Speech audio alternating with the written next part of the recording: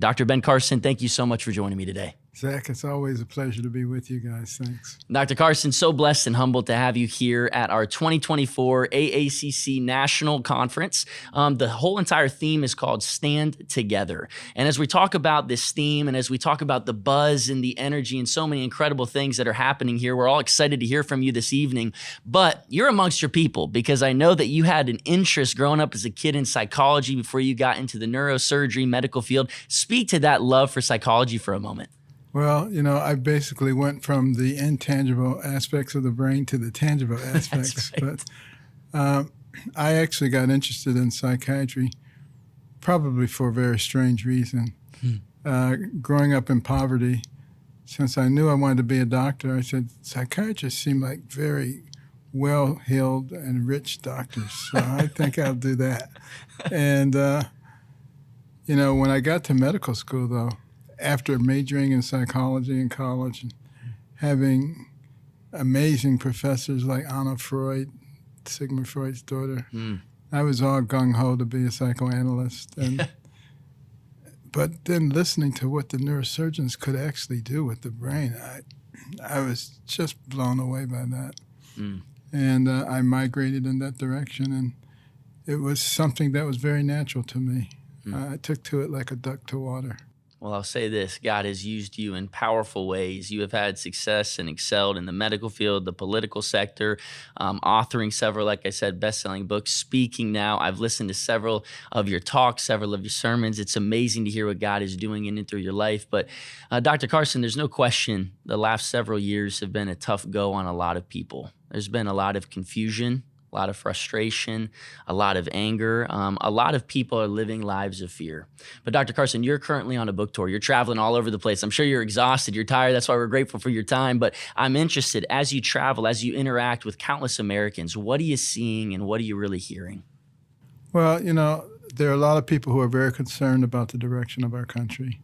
The vast majority feel that we're moving in the wrong direction. Yeah. And I see a lot of people who have actually given up. And, it's disturbing, particularly a lot of the evangelical Christians who say the whole system is corrupt. I don't want to be involved in it at all.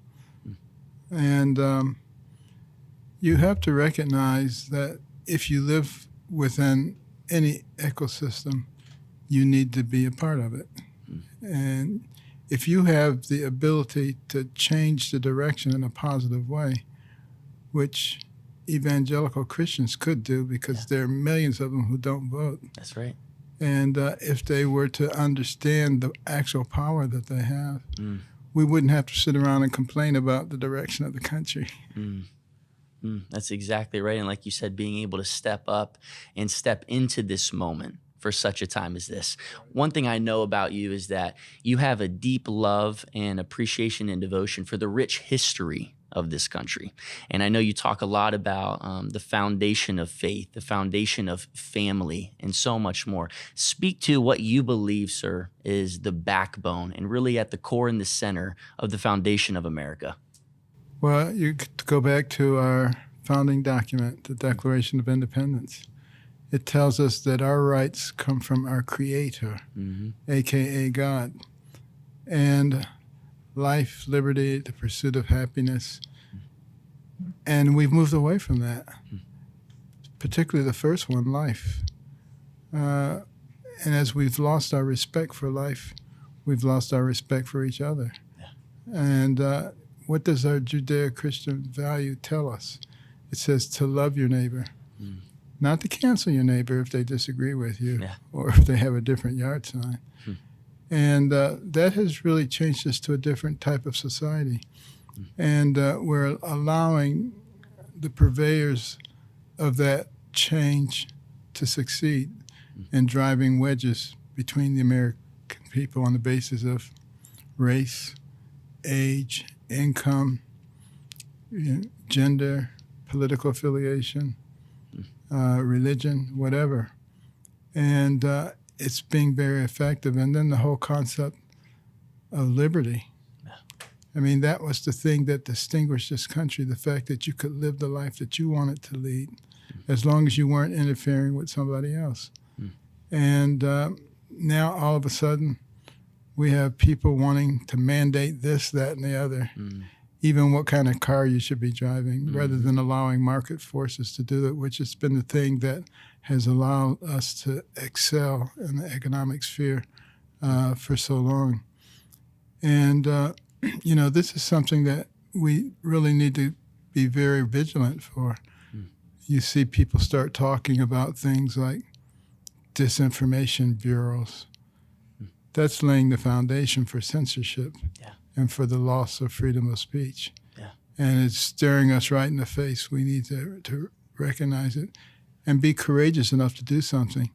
It's not always a matter of just recognizing, but if you're going to be the land of the free, you also have to be the home of the brave. You have to be willing to stand up for what you believe in. That's been a problem. We have too many people who don't want to be called a nasty name, don't want to be canceled, don't want their families inconvenienced, don't want to take any risk. That's not what leads to ultimate success. That's right. That's right. We need boldness and courage now more than ever. I'm Zach Clinton, co-host here of Life, Love, Faith, and Family, joined by one of the greatest Christian leaders and voices of our day and age, Dr. Ben Carson. Dr. Carson, as we talked about some of the foundational points of what this great country was built upon, and something that you're really going around talking about is overcoming culture's attack or the war on the American family. When we talk about family, I heard you recently, you were down here in Dallas just a couple of weeks back, Robert Jeffress Church, First Baptist Dallas, and you mentioned that family is so important because family really shows us our history, and our history is what ultimately influences identity, or the basis for identity. Identity is the basis for our beliefs, and where those things get interrupted, they can sway away with the wind. Speak to how have we gotten to where we are at today with a loss of morality, a loss of integrity, and how have we gotten so far off track from our roots? Well, we've allowed ourselves to be changed by the technology. Everybody spends a lot more time with their little electronic device than they do with members of their family, where those values come from. It used to be very traditional that families would gather at least once a day for dinner together. That's right. That's frequently not the case anymore. The kids are off to McDonald's or wherever with their friends. They've got their little communication device. And even sometimes when they're sitting at the table, they're looking at their little communication device rather than talking to their parents. And, of course, that's where those values come from. And that's where the history comes from. And you see it all the time when you look at some of those man on the street interviews, and they ask particularly, the college kids on the beach, just basic information. No They idea. have no idea. And of course, if you don't know very much, you become very vulnerable to manipulation. And that's what happens every time a country converts from freedom to Marxism, communism. You dumb down the population first. And then it makes it easy to tell people, to gaslight people to do what you need to do, to get them to follow what you're going to do. And it doesn't take very long. All you have to do is look to our south, Venezuela. It was a very prosperous country. It's the most prosperous country in South America. And beautiful resorts and hotels. I've been there a number of times. And the main thing that the people talked about or argued about was whether or not they were the most beautiful people in the world. We have the most Miss Universes and all that's. That was their big topic. That's what they were concerned about. And now look at it. It's at the bottom of the economic list. People fleeing the country, rampant crime, although their crime has decreased by 57%. In the last year because they sent all their criminals here. It's very problematic. Yes, indeed. But people think that kind of thing could not happen in America. But it happened almost overnight in Venezuela. It can happen anywhere. And that's why our founders worked so hard to try to give us the Constitution that would keep it from happening in our country. But they knew that we would ultimately get to this place. And that's why they put the fail-safe mechanism in the hands of the people, and that is the vote. Right. But people have to learn how to vote responsibly, not just look for the name that looks familiar, but know who these people are, what their policies are. Get everybody in your sphere of influence to know what they are and to vote appropriately. And we need to talk about these issues. You're told from the time that you're a little child, there are two things you don't talk about in public: religion and politics. Those are the exact things we need to be talking about, because those are the things that are under attack as they try to fundamentally change our country. Well, I love your work around the American family. My dad, Dr. Tim Clinton, always raised me to understand that the family that prays together, plays together, and eats together stays together. But I also love what you're saying about this push, about what we can do when it comes to this voting season coming up, is recognizing that we're not voting for a person, we're not voting for a personality, we're voting for policies. And these policies matter because people matter. Dr. Carson, Psalm 11 verse 3 says, if the foundations though be destroyed, what can, what should, what will the righteous do? Dr. Carson, how do we get back on track and realign our country back to its roots, back to its morals once again? Well, courage is the key. We have to be courageous. You look at states like Louisiana and Oklahoma that have declared, we're bringing the Bible and the Ten Commandments back to a public school. That requires some courage in this day and age, no question about it. But we have to recognize that the people of faith and the people who believe in the founding principles of this country have every bit as much right to talk about what they believe as the secularists do. And, you know, the secularists, they depend on intimidation. If they can intimidate you and shut you up, they got it. And there doesn't even have to be very many of them. And particularly when they have the media on their side, it's a real problem. But we have to recognize that we are every bit as entitled to our opinions as they are to theirs, and to push forward with our beliefs, because those are the things that propelled this country to the top. You know, a bunch of ragtag militiamen became the most powerful empire in the world in record time. That was not a coincidence. That's right. That was because of our values and our principles, the things that we believed in. And why would we give them up? And as we're in the process of giving them up, what's happening to us? It's not a good thing. We're going in the wrong direction. That's right. That's right. But like you said, courage is the key. Courage is the answer. Something that I've done a lot of research on, my doctoral studies, and just what I'm passionate about is resilience. And although many don't say that there's a concrete definition, there's lots of them out there, a common theme is positive adaptation in the presence of adversity.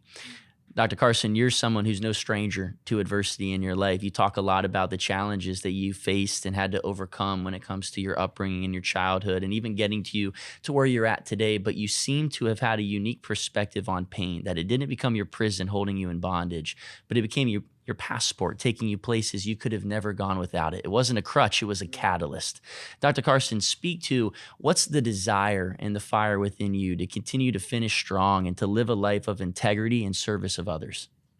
Well, it's my relationship with God and recognizing that He gives you positions and opportunities for a reason. No, you don't have to use them. You can squander them, and He can take them and give them to somebody else. That's right. And He will. As the Bible says, you know, if we don't do the work, the rocks will cry out. So, you know, He can always move on, but He gives us that opportunity. That requires a certain degree of humility. Because we all want to think that we're doing this and we're doing that and we're great and wonderful. But I say we all have to fight our battle of 1812. Proverbs 18:12. That says, before destruction, The man is haughty, but before honor is humility. And if you can just remember that we need to be humble, we need to seek guidance from God. And that's been the thing. God has never failed me. I can't think of a single thing in which he's failed me. I can think of some things that I thought he had failed me, but when I looked at it in retrospect, I realized he had done a tremendous thing for me. Yes. So that's really what keeps me grounded and keeps me pursuing excellence. And, a desire to see other people succeed. The reason that my wife and I put in all these reading rooms all over the country is because, we know the statistics. If a child can read at grade level by grade 3, it changes the trajectory of their lives. Yes. But a lot of kids who are in Title I schools, they come from homes that have no books or very few books. They go to schools that have no budget for a modern library. And they're not likely to become readers. And that's going to have a very deleterious impact on their future. Yes, indeed. We serve a good, gracious Father who is faithful even in the midst of trial and tribulation. You're listening to Life, Love, Faith, and Family. Today, we are thrilled to be joined by one of the greatest Christian leaders of our day and age, Dr. Ben Carson. Dr. Carson, we talked a lot about faith and how faith has been an anchor for you, a centerpiece on the life at which God has allowed you to build. But I want to kind of conclude our conversation with a couple of questions regarding family. One thing I've noticed about you, and I've had the opportunity of witnessing, is this deep love and devotion that you have for your wife, Candy, and also your children and your grandchildren. And it's been a beautiful thing to see. And I wanted to ask you this because you're talking about really bringing the family unit together. You being somebody who is going all over the country, you're on this tour. How do you continually prioritize the main things and keep the main things in life? Well, I've been all over the country and all over the world for many years, even when my kids were little. Yeah. And I made it a requirement before I would go someplace that my whole family would come with me. So the kids had frequent flyer cards to every airline, and they traveled all over the world. Otherwise, they would have been saying to my wife, "Mommy, that strange guy was here again last night." That's right. So you have the point being that there is a way to do it. No matter what your circumstances are, where there's a will, there's a way. And, I think it's so vitally important to maintain the fun in your life. So many people, once they get married, they get into routines and then they take each other for granted. And, they don't play games together anymore. They don't have fun together anymore. Yeah. And that's prime, ripe territory for Satan. So you have to actually make it a priority. My wife is fantastic. She knows that I love to play pool. And when we got married, she didn't know how to play pool. So she learned how to play. She's very good now. She says, if I'm going to have quality time with you, I better become a good pool player. That's fun, Dr. Carson. So we're coming up next year on our 50th anniversary. Wow. Congratulations, sir. That is a feat and something to celebrate. As we wrap up our time together today, Dr. Carson, this is a personal message, your book for you personally about the American family. You have become the man that you are today. You give a lot of that credit to your mom, who you've said, I heard you quote, that she believed in you and nobody else did. I would love for you to leave our audience today with one final word of hope and encouragement to the American family out there who feels that war, who feels that push from culture. But what's one final word that would motivate them to continue to prioritize the family and to stay together now for such a time as this? Well, my mother, if there was ever a victim, it was her. She came from a huge rural family, shuffled from home to home, less than a third grade education, married at age 13, found out that her husband was a bigamist. And nevertheless, she never felt sorry for herself. Wow. And the key thing was she never felt sorry for us either. So there was never an excuse that we could offer that was acceptable. And first thing that was out of her mouth when we made an excuse was a poem called Yourself to Blame. And we didn't want to hear that poem anymore, so we stopped making excuses. But what a difference it makes. And you say that's something that you get from family, from somebody who really loves you and really cares about what happens to you. Don't let you be a victim. And that made the difference for both me and my brother. And my mother was severely criticized. You can't make boys stay in the house and read books. They'll grow up and they'll hate you. And I think she got the last laugh because one son became a brain surgeon and the other became a rocket scientist. Wow. That's pretty remarkable. That's what family can do for you. That's what family It doesn't can do. have to be always a complete nuclear family with father and mother, but that is by far the best. And all of the think tanks, both liberal and conservative think tanks, verify that children raised in a traditional nuclear family do much better on every level. What I'm hearing you say, sir, is take the initiative, right? Make the investment and be intentional in your family today and every day moving forward. Because when the family unit is there and when there are those ingredients necessary, then amazing things can begin to happen. Huge advantage. Dr. Ben Carson, my friend, on behalf of my dad, Dr. Tim Clinton, myself, and all of us here at Life, Love, Faith, and Family, I just want to thank you for your work, your efforts, and what you're continuing to do, the way in which God is continuing to use you all over this great land. And thank you for your time and your willingness not only to be here at this event, but to join me for this conversation today. I appreciate you, my friend. Absolutely. Thank you for being a servant of the Lord. Thank you, sir.